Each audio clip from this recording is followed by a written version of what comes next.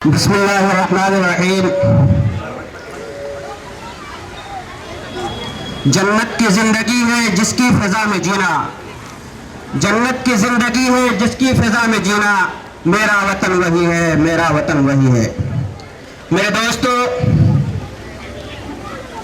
آج کے اس مبارک موقع پر میں سب سے پہلے آپ تمام حضرات کو ریپبلک ڈے یوم جمہوریہ کی مبارکباد پیش کرنا چاہتا ہوں، اور ساتھ ہی ملک کے تمام واسیوں کو ریپبلک ڈے کی مبارکباد پیش کرتا ہوں۔ دوستو، اس وقت پورا ملک 66واں ریپبلک ڈے کے جشن میں ڈوبا ہوا ہے، اور ایسا کیوں نہ ہو کیونکہ آج ہی کے دن 26 جنوری 1950 کو ہمارے ملک کا کانسٹیٹیوشن لاگو کیا گیا تھا۔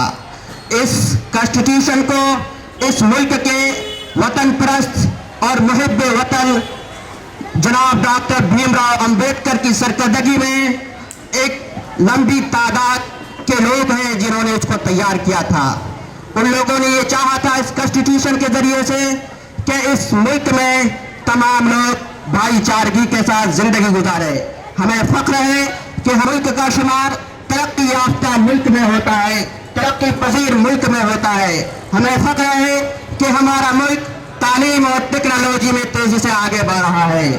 ہمارا ملک ہر طریقے سے آگے بڑھ رہا ہے۔ میرے دوستو، جن لوگوں نے اس ملک کے لیے قربانیاں دی تھی اور جن لوگوں نے اس ملک کا کانسٹیٹیوشن بنایا تھا، وہ یہ چاہتے تھے کہ ہمارا ملک ایسا ملک رہے جہاں پر ہر ایک دوسرے کے درد کو سمجھے، جہاں لوگ آپسی بھائی چارگی کے ساتھ رہے، جہاں کرمنل رائٹس نہ ہو، جہاں لوگ پیسفلی رہے۔ لیکن آج ہمیں افسوس کے ساتھ یہ کہنا پڑتا ہے کہ ایسے کچھ لوگ ہیں جو ہمارے دستور کو، ہمارے کانسٹیٹیوشن کو مکمل طور پر لاگو ہونا دینا نہیں چاہتے ہیں۔ میرے دوستو، ہمارے ریپبلک ڈے کی تاریخ یوم آزادی سے ملتی ہے۔ یوم آزادی کیا ہے؟ انڈیپینڈنس ڈے کیا ہے؟ میرے دوستو، 1803 کے اندر ایسٹ انڈیا کمپنی نے ہندوستان پر قبضہ کر لیا، اور اس کے بعد 1857 میں پورے ملک کے اندر مکمل طور پر ان لوگوں نے قبضہ کر لیا۔ پھر اس ملک کو آزاد کرانے کے لیے کیا ہندو، کیا مسلمان، کیا سکھ، کیا عیسائی، تمام لوگ اکٹھا ہو گئے اور ان لوگوں سے لڑنے لگے۔ میں ضروری سمجھتا ہوں کہ ایک عظیم مجاہد آزادی تھے۔ ہو سکتا ہے کہ بعض لوگ ان کو نہ جانے، آج کی تاریخ، آج کے بچے ان کو نہ جانے، لیکن وہ ہندوستان کی آزادی میں ایک مسلم شخصیت ہے۔ یہی وجہ ہے کہ 2013 کے اندر حکومت ہند نے ان کے نام سے پوسٹل اسٹامپ جاری کیا تھا۔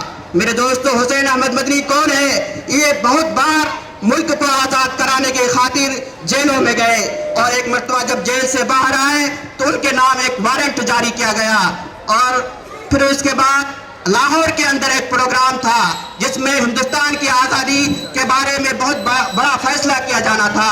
مولانا حسین احمد مدنی کو وہاں مدعو کیا گیا، وہاں بلایا گیا۔ ایک طرف ان کے خلاف وارنٹ ہے اور دوسری طرف ہندوستان کا مسئلہ ہے، ہندوستان کی آزادی کا مسئلہ ہے۔ انہوں نے اپنے وارنٹ کی پرواہ نہیں کی اور اپنے سر پر کفن باندھا اور اس پروگرام میں جا کر شریک ہوئے۔ اس پروگرام میں ہر طرف سے انگریز فوج موجود تھے۔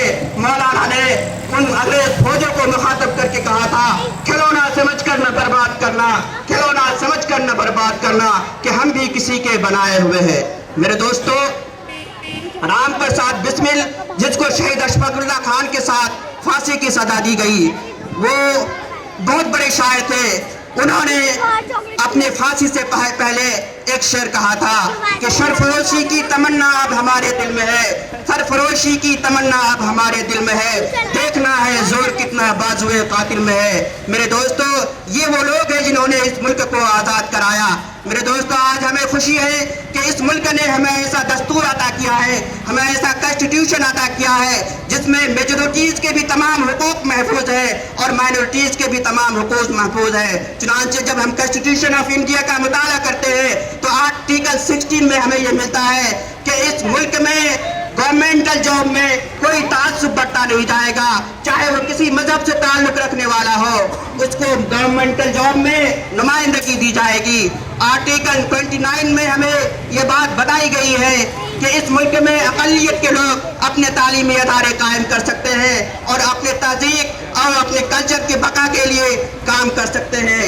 और आर्टिकल 25 और 28 में ये कहा फ्रीडम ऑफ रिलीजन दिया गया है और आर्टिकल 30 के अंदर ये कहा गया है कि इस मुल्क में हर लोग अपने मजहब के तय आज़ाद है।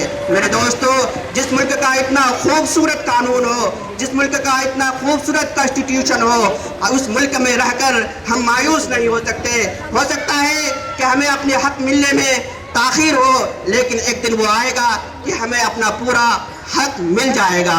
मेरे दोस्तों, मैं इसी के साथ एक अफसोसनाक बात ये कहना चाहता हूँ कि कुछ लोग ये एतराज़ करते हैं कि इस मुल्क में तमाम लोग जश्न जमहूरिया नहीं मनाते, रिपब्लिक डे नहीं मनाते।